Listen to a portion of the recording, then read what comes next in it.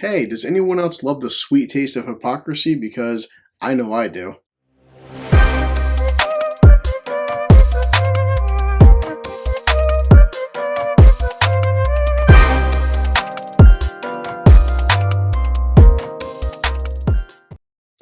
Welcome, and as usual, I hope you like this new intro because I love it. I'm still getting used to it though. And hey, on break as always, wanted to do this news story that popped up in my feed in the Ethernet and stuff, or internet, whatever you want to call it. But oh boy, it just, as always, a smart man once said that when you sit there and you try to please everybody, you end up pleasing nobody. And this is the case yet again, because lo and behold, Marvel Comics is in, well, I wouldn't say hot water, but controversy yet again, because they tried doing a what if stories. Now, what if stories I never really had a problem with because they were just what if. They weren't taken seriously. They never were considered canon. They're just, well, what if, they were just goofy one-offs and stuff. And just what if something happened, like, Spider-Man had 8 arms, or like, what if there was a female Thor? Because no one would ever take a female Thor seriously. Now back to we have, yet again, some more controversy as you do. And this is the problem with this whole current trend of the entertainment genre is you take a character like Miles Morales, for example, and he was created because, well, Spider-Man sales were down, movie industry wasn't doing that good, and just, well, guys, we're out of ideas, and let's just make a black Spider-Man, not take Peter Parker, make him black, but we'll just make a character who's a different name, a different heritage, has basically all the same powers and abilities, and even oftentimes talks and acts just like Peter, but, we'll just call him something different. Miles is a decent character at best, and I say decent because he's never really a great character. He doesn't have his own agency. He doesn't have the differences in Peter. He's, for the most part, feels like a fucking Peter clone. I'm the clone. Now, this comes down to, of course, it's the internet, and it's the age we live in. People are shocked, lo and behold. Because if we sit there and give, certain people, I guess, people that cry, not enough representation and stuff, not enough, whatever, people in the industry that look just like me and stuff, or these fictional characters. I need agency and validation of characters that don't exist. If we give them these characters, then once they do get them, they're still never satisfied. And this is a problem when you spend your entire time pandering to bullshit. So here's a prime example. And shocker, right? Miles Morales fans decry what if Thor issue for perpetuating harmful black stereotypes. Like, a comic book is very harmful, and nowadays, not like we have other issues going on in the world. So stupid. Marvel's What If, number 4, faces backlash after fans call out how the issue perpetuates harmful stereotypes about the black community. Okay, let's see. The recently released alternate reality tale is set in a world where Miles becomes the mighty Thor rather than Spider-Man. Okay.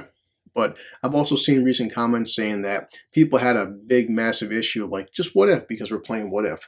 What if, say, Star-Lord, Peter Quill, Chris Pratt. What if he was T'Challa in Black Panther? Drinking, sorry here. Drink! We can't do that. Why not? Because the character of Black Panther is in Africa, and it's, depicting black culture and stuff. Sure, okay, just like, the character of Thor in Asgard and, like, Norse mythology. What's that depicting? Where does that come from? That is Norway. But it's okay when, we culture swap it one way but not another way. Yeah. Hypocrisy! The issue, which was written by Yehudi Mercado. If I butchered that, I apologize. I am sorry. And illustrated by Paco Medina and, I'm guessing, Luigi Zagaria, has proved to be controversial, as it always is, with multiple readers posting their thoughts on Twitter regarding that what they view as a comic's racist depictions and how they perpetuate stereotypes about the black community. Multiple readers on Twitter. Let's see how many. Miles Morales as Urban Thor makes me want comics, etc. to go back to being outwardly racist. Yeah, as a kid, all the Hulk comics I read, and Spider-Man comics, and Blade, and Spawn, and things like that, they were racist, I guess. It's incredibly racist. Sure.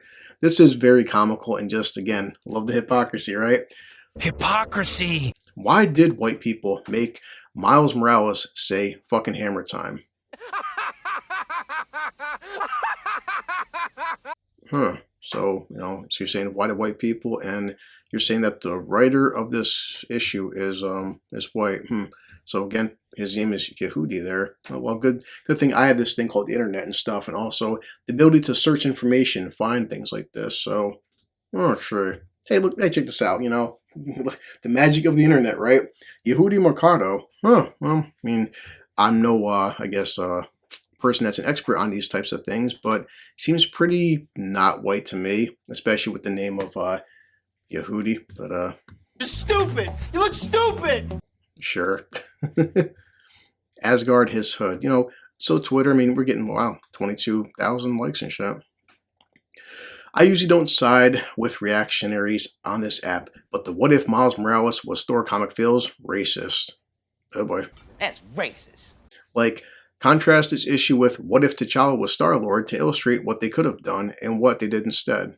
Sure, I mean, that was a what if in the show, but there are reasons why black people keep asking for black characters to be written by black writers and drawn by black artists. Black. Wow, she just really, really loves to say that one word, black. Boy, that Miles Morales as Thor comic is legit one of those reasons.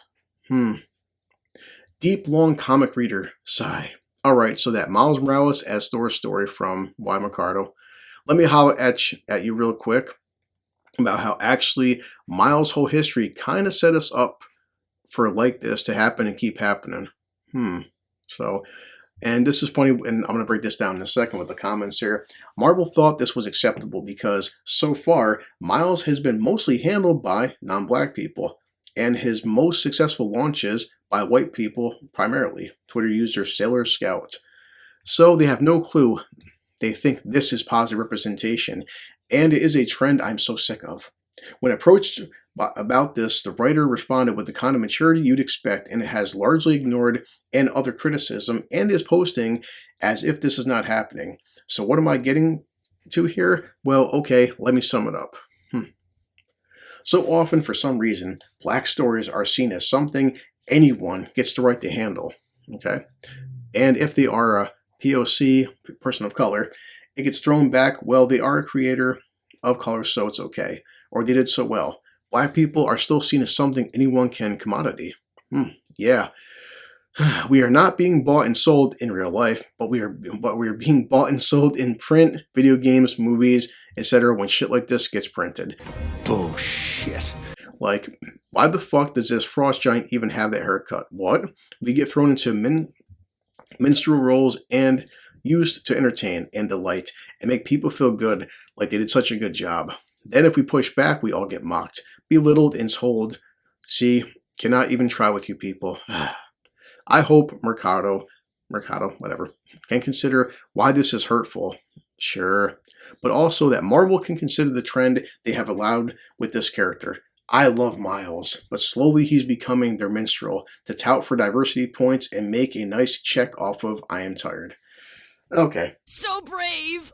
So, yeah, no doubt Miles definitely is I would say, diversity quota and stuff, and he's a token character. Well, we have Token, he's black. And I just, this whole mentality is funny, but also fucking hypocritical when these guys sit there and say this, like, okay, we need more black creators to make black characters and black writers and stuff. Again, with the power of the internet, maybe do 5 seconds of research, because some of your favorite characters, like say Miles, for example. Miles, well, look up who created Miles. It wasn't a black guy. You've heard of somebody, he made a couple comic books back in the day, someone named, I think it was Stanley. Oh, yeah, Stanley. Man, one of my favorite comic book characters was, Falcon. Also, I enjoyed Blade. And gee, you know was a really good comic book character when I was a kid in the 90s? A character called Spawn. And just, I can keep going on and on by how many characters were created by white people. I mean, it's, this whole mentality of like, you have to look like the character that you're representing. So, or writing about. So basically, I guess that any Batman or Superman or Spider-Man story and the 10,000 other characters that are of Caucasian can only be written by Caucasians, and now only black writers can write for black characters and only Latinos, etc. And apparently any female character, not just in comics but entertainment, well, no male writer can write for a woman because, some of the best stories ever written, things in, movies that had Oscars behind them, none of them were ever written by men. Just... Oh, shit. Yeah. It's more ways to, separate people, but just also the fucking hypocrisy. Hypocrisy! And this is what happens when you pander to certain freaking people. We give you something, we give you more characters, and then when we do give you characters, if they're not written to your liking, you still bitch about it. So, Because you can't win, Rock! no matter what happens. And if you're taking this much seriousness in a what-if comic, then you've got more problems than anything going on here. Everybody's got issues. Yeah, man, everybody... So, Mercado initially responded to the criticism surrounding the issue, but has since deleted his tweets. CBR has reached out to Marvel for comment, but has not heard back as a publication. What If Miles number 4 also circulated across Reddit, where fans further question why the issue had frost giants wearing gold chains and more. It's like, okay, they're frost giants, they're fictional, they're wearing gold chains. It's just, but again, this comes from, the guy is not white, but so this is the freaking problem with comics and always just the industry as a whole. No matter what you do, you can't win. You try pleasing the left or the right or the up or the down. Everybody's pissed off. Everybody's offended. And eventually we're going to see this guy, making some kind of apology. And hold on a second. Whoa, wow, this is funny. Just happened. Oh, look at this.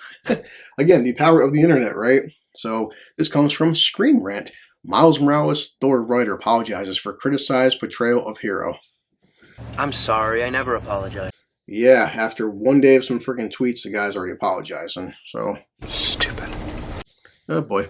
The writer offered a sincere apology for the character's inauthentic portrayal. Inauthentic portrayal. I mean, he's in this version using the power of Thor, and he's getting Thor's powers instead of Spider-Man's powers. Yeah. It's received considerable backlash after its publication by Marvel Comics. The What If story showcasing a new Thor variant trended on Twitter and Reddit this week, with many criticizing the inauthentic creative choices deemed insulting towards the Black and Afro-Latin. That term is Latinx. It makes me laugh because how stupid it is. Stupid. Culture and the usual Spider-Man's own past. Miles Morales has taken up the mantle of a handful of superheroes in the current ongoing What If? Miles Morales series from the Marvel Comics. The stories have imagined Miles becoming heroes other than Spider-Man. So far, readers have been introduced to versions of the hero as Wolverine, Hulk, Captain America, and most recently, Thor. However, the newest Morales variant was immediately met with confused and critical response, as many pointed out that the book and its version of Asgard played up harmful stereotypes while offering an inauthentic take on the Black experience.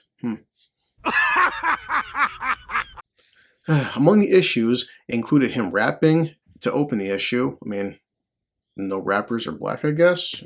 I'm sure.